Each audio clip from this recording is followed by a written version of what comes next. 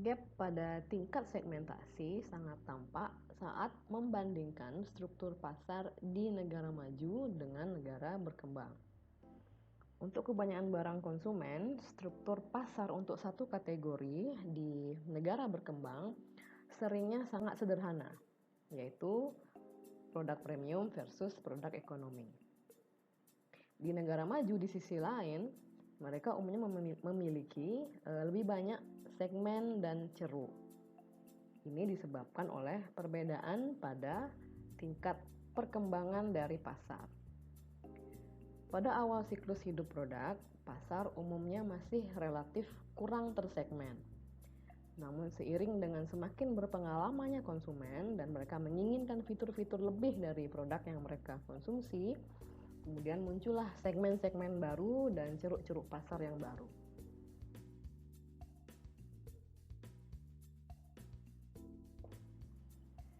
Kita masuk ke bahasan berikutnya, yaitu basis untuk melakukan segmentasi pasar internasional. Langkah pertama dalam melakukan segmentasi pasar internasional adalah menentukan kriteria mana yang akan digunakan dalam melakukan segmentasi. Kriteria yang pertama adalah demografi. Demografi terdiri atas diantaranya usia, jenis kelamin, tingkat pendidikan, dan status pernikahan. Variabel demografi adalah kriteria segmentasi yang paling populer. Alasannya adalah karena indikator demografi umumnya mudah untuk diukur. Terlebih, informasi mengenai populasi suatu negara seringnya sudah tersedia di situs-situs pemerintahan dan juga cukup akurat. Salah satu segmen yang sering diabaikan oleh pemasar adalah segmen masyarakat usia lanjut. Banyak dari masyarakat usia lanjut saat ini lebih sejahtera dan lebih sehat daripada sebelumnya.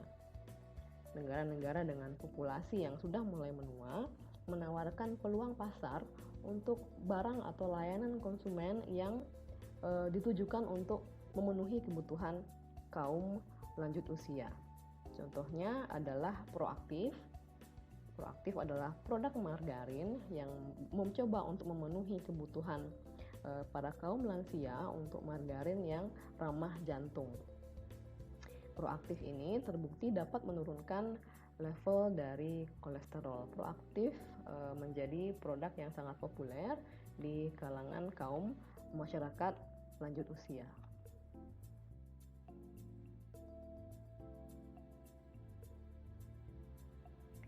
Variabel yang kedua adalah variabel sosioekonomi. Foto satelit yang diambil dari benua Eropa pada malam hari menunjukkan kurva lampu berwarna biru yang merentang dari Manchester, Inggris, kemudian Jerman, Rhineland, dan berakhir di utara Italia. Jurnalis Prancis menamai area ini Blue Banana. Area ini memiliki konsentrasi terbesar dari kota-kota besar di seluruh dunia dan juga lalu lintas perdagangan yang paling padat dan juga kapasitas produksi tertinggi per kilometer persegi. Region ini menciptakan peluang pasar yang cukup besar bagi para pemasar barang-barang mewah. Contohnya adalah Louis Vuitton, BMW, kemudian layanan-layanan kelas atas dan juga produk-produk yang berkaitan dengan rekreasi.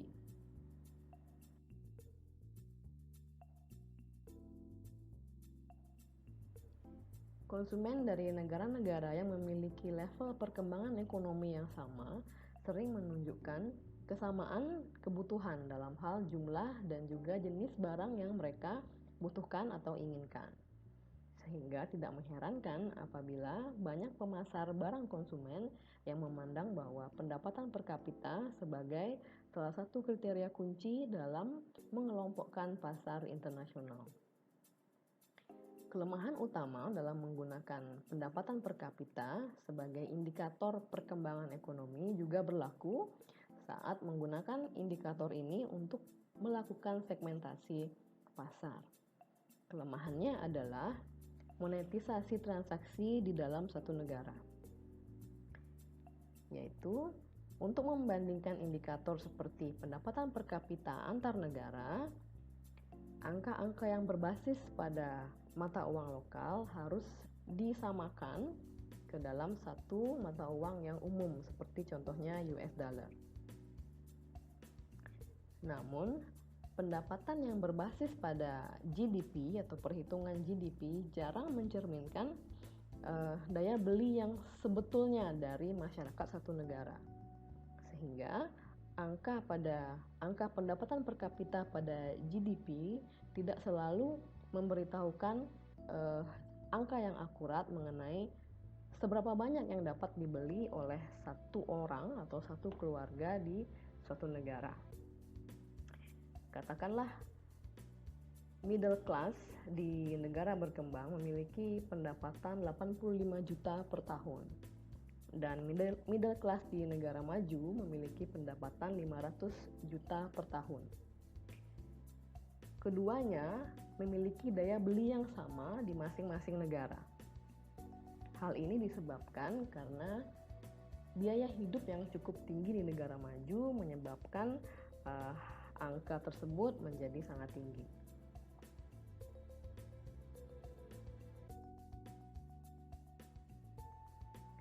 Alternatifnya adalah mempergunakan GDP atau Produk Domestik Bruto yang berdasarkan atas PPP, yaitu Purchasing Power Parity, sebagai kriteria dalam melakukan segmentasi pasar internasional.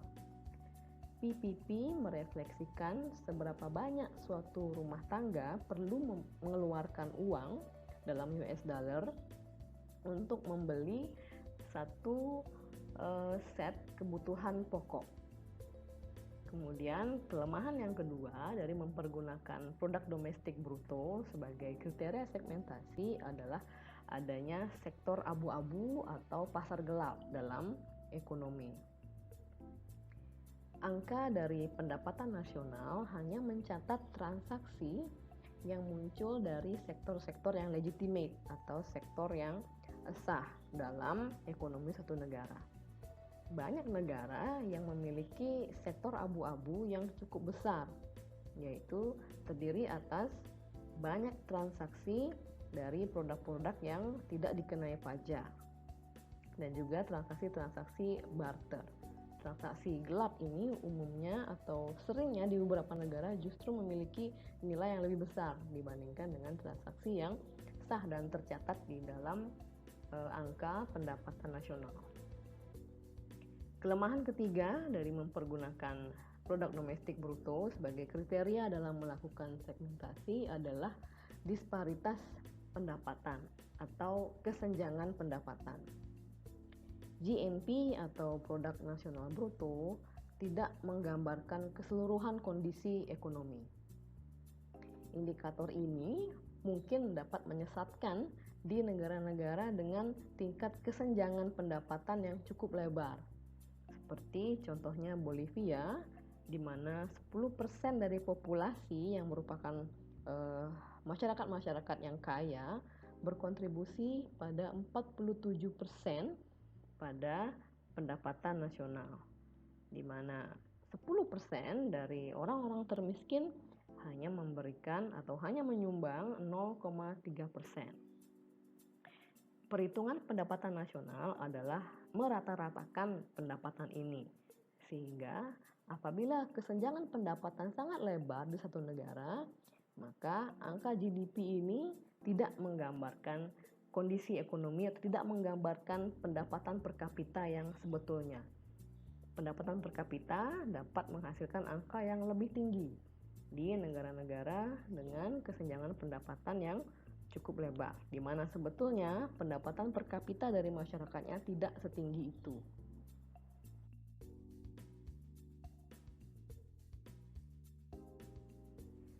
Variabel yang ketiga sebagai basis dalam segmentasi pasar internasional adalah segmentasi berbasis perilaku. Kriteria yang digunakan dalam segmentasi perilaku diantaranya adalah level dari loyalitas merek, tingkat penggunaan yaitu konsumsi per kapita, penetrasi produk, yaitu persentase dari target market yang mempergunakan produk tersebut atau merek tersebut, dan manfaat yang dicari dari suatu produk.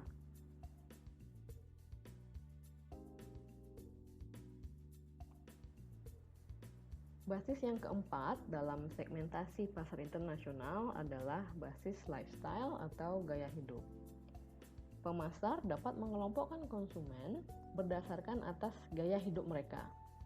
Contohnya adalah sikap mereka, opini, dan juga nilai-nilai yang mereka anut. Contoh dari segmentasi gaya hidup adalah pendekatan yang dilakukan oleh GfK Roper Consulting yang menghasilkan Value Scope Model. Setiap tahun, perusahaan riset pasar ini melakukan 30.000 interview di seluruh dunia untuk memonitor nilai-nilai yang dianut oleh konsumen.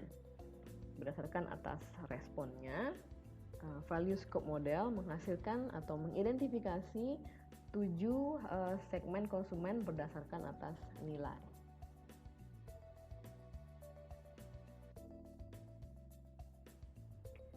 7 segmen gaya hidup tersebut adalah sebagai berikut. Yang pertama yaitu achievers.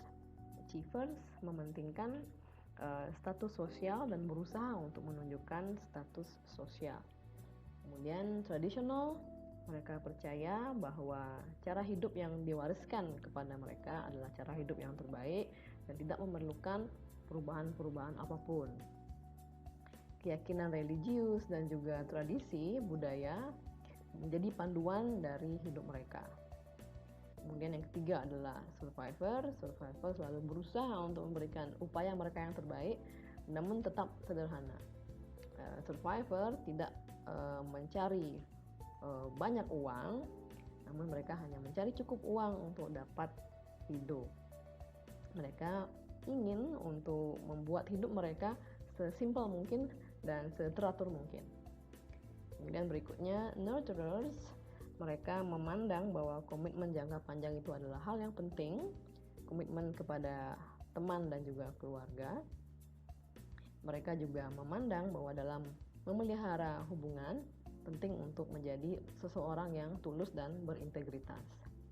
Kemudian ada segmen hedonis yang membutuhkan gratifikasi instan, di mana mereka selalu mencari pengalaman baru dan mereka perlu untuk merasa muda dan ingin untuk menikmati good time atau waktu-waktu yang berkualitas. Social rational memandang dunia sebagai tempat yang sangat besar dan juga beragam, di mana perbedaan harus dihargai. Mereka sangat open-minded dan berusaha untuk melakukan hal-hal yang baik bagi dunia. Kemudian yang terakhir adalah self-directed, di mana mereka sangat menilai tinggi dari kebebasan untuk berperilaku dan berpikir bahwa mereka dapat memilih tujuan mereka sendiri dan mencapainya.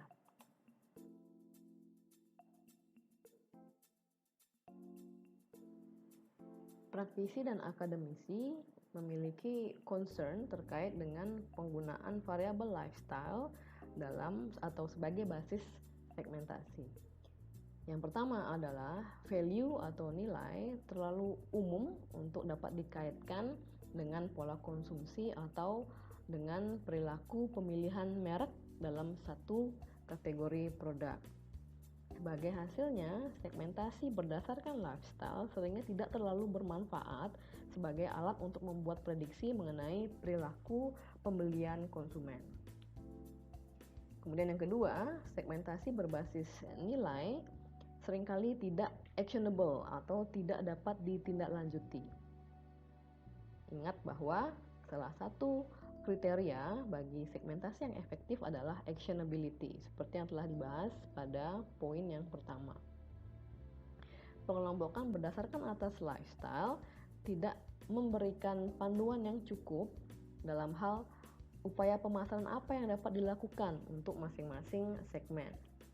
Kemudian yang ketiga, implementasi internasional dari segmentasi berbasis lifestyle ini sangat terbatas karena lifestyle atau gaya hidup, walaupun dalam satu regional yang sama, gaya hidup dapat bervariasi dari satu negara ke negara lainnya.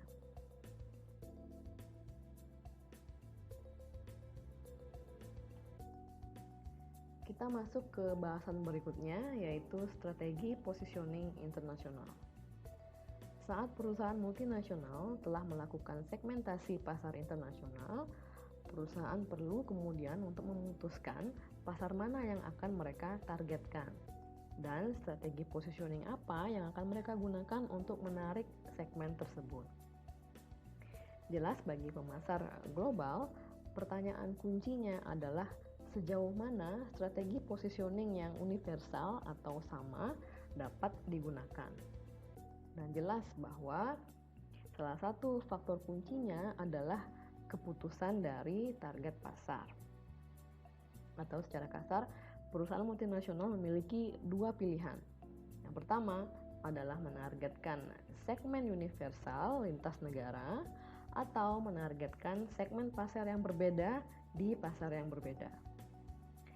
Apabila menargetkan segmen yang sama atau universal, manajemen perlu untuk memutuskan apakah akan menggunakan strategi positioning yang sama di seluruh dunia atau menyesuaikan tema positioning terhadap masing-masing pasar. Di sisi lain, apabila perusahaan memutuskan untuk menargetkan segmen yang berbeda di negara yang berbeda pula, panduannya adalah untuk juga menyesuaikan strategi positioning di masing-masing segmen di setiap negara tersebut.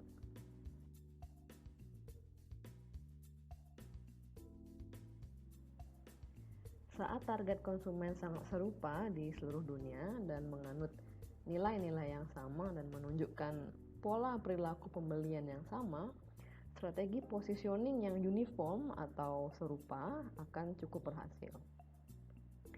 Kebutuhan untuk memiliki image yang konsisten, terutama sangat penting bagi merek-merek yang cukup terkenal di seluruh dunia. Samsung contohnya, manufacturer atau produsen barang-barang elektronik dari Korea Selatan mengumumkan keinginannya untuk meraih posisi nomor 1 dunia untuk produk-produknya pada tahun 2005. Untuk mencapai tujuan ini, Samsung kemudian memposisikan atau melakukan positioning pada mereknya sebagai produk dengan teknologi digital terdepan. Mempergunakan kampanye periklanan yang cukup agresif dan mereka juga mengembangkan serangkaian produk-produk digital yang berkualitas baik. Contohnya televisi, DVD players, dan juga mobile phone generasi ketiga. Memiliki tema positioning yang sama di seluruh dunia memungkinkan perusahaan untuk mempergunakan media-media global. Samsung contohnya, Samsung mensponsori event-event olahraga global yang sangat populer seperti Summer Beijing Olympics pada tahun 2008 dan juga mensponsori tim seperti Chelsea yang merupakan klub sepak bola unggulan Inggris.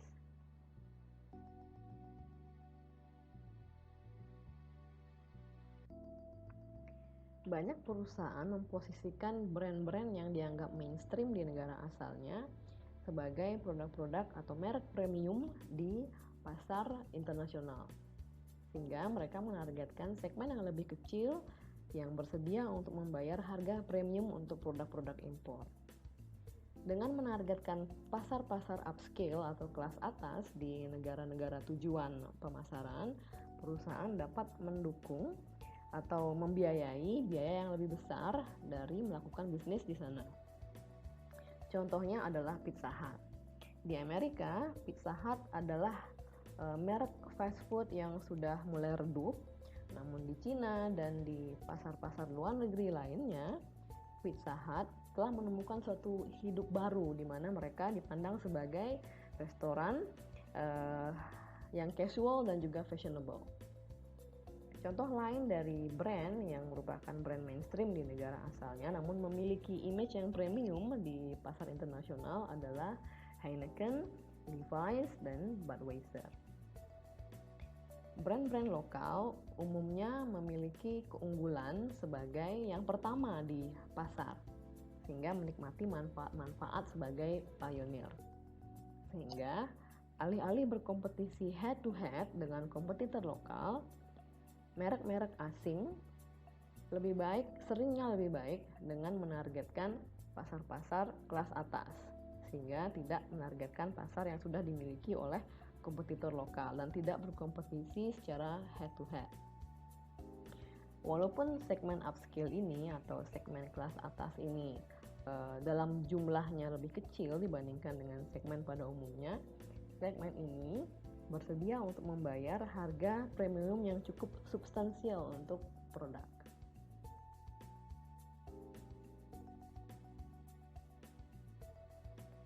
Kita masuk ke bahasan yang terakhir, yaitu positioning global, asing, dan lokal. Para manajer dapat memposisikan merek mereka sebagai simbol dari budaya global, budaya asing, atau budaya lokal. Kita membahas yang pertama, yaitu positioning budaya global atau GCCP. Strategi ini berusaha untuk memproyeksikan merek sebagai simbol dari budaya global, sehingga membeli brand tersebut dapat menguatkan perasaan konsumen sebagai bagian dari segmen global, dan juga dapat mendorong image pembeli sehingga dipandang sebagai seseorang yang kosmopolitan, modern, dan cerdas. Contoh dari merek yang berhasil mempergunakan strategi GCCP ini adalah Sony dengan slogan My First Sony dan Nike dengan slogan Just Do It.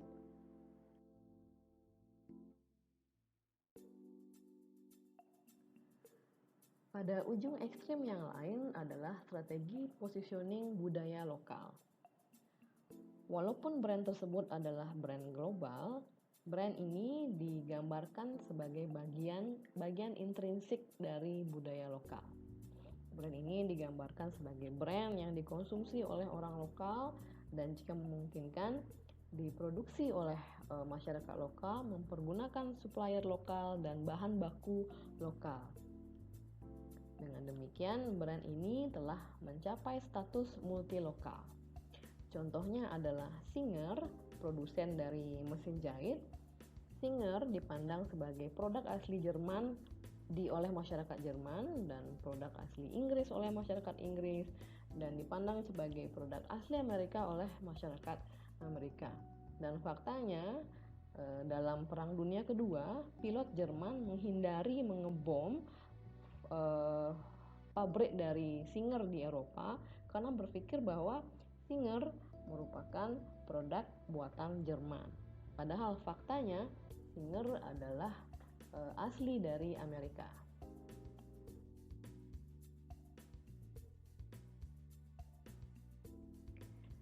Strategi yang ketiga adalah positioning budaya global atau FCCP. Di sini tujuannya adalah membangun aura brand di seputar budaya-budaya asing yang cukup populer. Biasanya yang memiliki konotasi positif untuk suatu produk. Contohnya adalah jam buatan Switzerland atau peralatan rumah tangga buatan Jerman. Strategi positioning mana yang tepat digunakan bergantung pada beberapa faktor. Salah satu faktor penentu yang penting adalah target pasar. Saat target pasar menganut nilai yang sama, sikap yang sama, dan aspirasi yang sama, mempergunakan strategi global positioning akan efektif. Faktor penentu yang lain adalah kategori produk. Produk yang memuaskan kebutuhan universal dan juga digunakan dalam cara yang sama di seluruh dunia akan lebih efektif jika mempergunakan positioning global. Begitu juga merek-merek barang-barang konsumen berteknologi tinggi. Contohnya adalah Sony dan sebagainya yang mencerminkan kesan modern dan internasional akan tepat mempergunakan pendekatan positioning global. Faktor yang ketiga adalah pendekatan positioning yang digunakan oleh kompetitor lokal.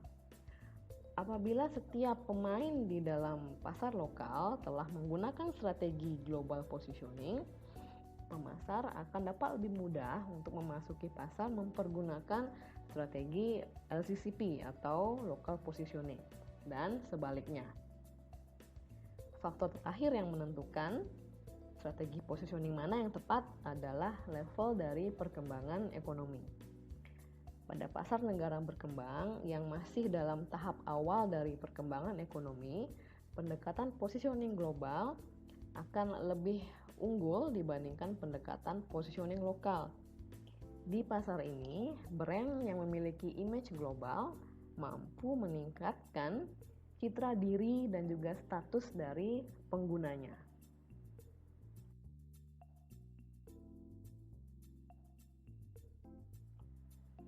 Beberapa brand juga mempergunakan pendekatan hybrid, yaitu mengkombinasikan 3 strategi positioning tersebut. McDonald diproyeksikan sebagai merek fast food yang kosmopolitan dan global. Ini mencerminkan positioning global atau GCCP. Namun di samping itu juga diproyeksikan sebagai merek asli dari otentik dari Amerika. Ini mencerminkan strategi positioning foreign atau FCCP. Dan di banyak negara, McDonald juga sering menyoroti aspek-aspek lokal, menekankan fakta bahwa McDonald menyediakan pekerjaan bagi masyarakat lokal, mempergunakan bahan baku lokal, dan sebagainya. Ini merupakan cerminan dari positioning lokal atau LCCP. Chain restoran fast food ini juga melokalisasi atau melokalkan menunya, yaitu menjual sandwich salmon di Norway, make teriyaki burgers di Jepang, make shawarma dan make kebab di Israel, samurai pork burgers di Thailand, dan lain sebagainya. Demikian pemaparan saya, semoga dapat diterima dan dipahami dengan baik. Sampai berjumpa kembali di video berikutnya. Terima kasih atas atensinya. Selamat sore.